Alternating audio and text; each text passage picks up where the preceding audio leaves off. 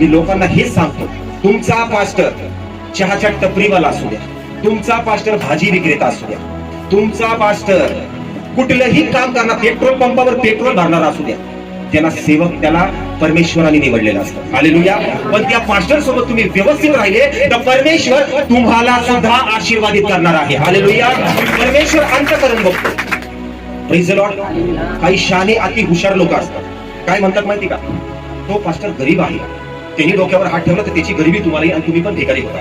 एलियाकडे काय होतं मला सांगा, गरीब, स्वतःचं घर नाही, दार नाही, काहीच नव्हतं. काही हुशार तत्वज्ञानी लोक असतात.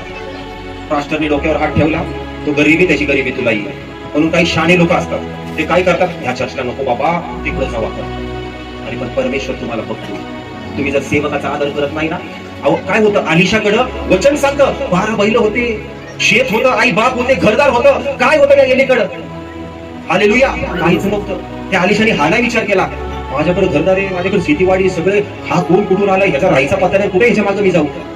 पण आज लोक विचार करतात, त्या पास्टरचं चर्च छोटं आहे, तिथं दुष्ट आत्मे फिरतात, तिथं गरीबपणाचा आत्मा आहे, तिथं चुगलीचा आत्मा आहे, आणि मग काय करतात, बोंबलत तिसरीकडे जातात. पण त्यांना वचन जर माहिती असेल ना, परमेश्वर तुम्हाला आकाशातून पाहतो आणि तो तुम्हाला निर्गुण पाहतो. हालेलुया. Praise the Lord. जर आलिशानी हा विचार केला असता ना, एलियाकडे काय, स्वतःला खायला प्यायला नाही, काय नाही, मला कुठे घेऊन चाललाय. एलिया सुद्धा कोण होता, गरीब होता, पण तो पावर ही वरून येत असते. Hallelujah. Praise the Lord. Hallelujah.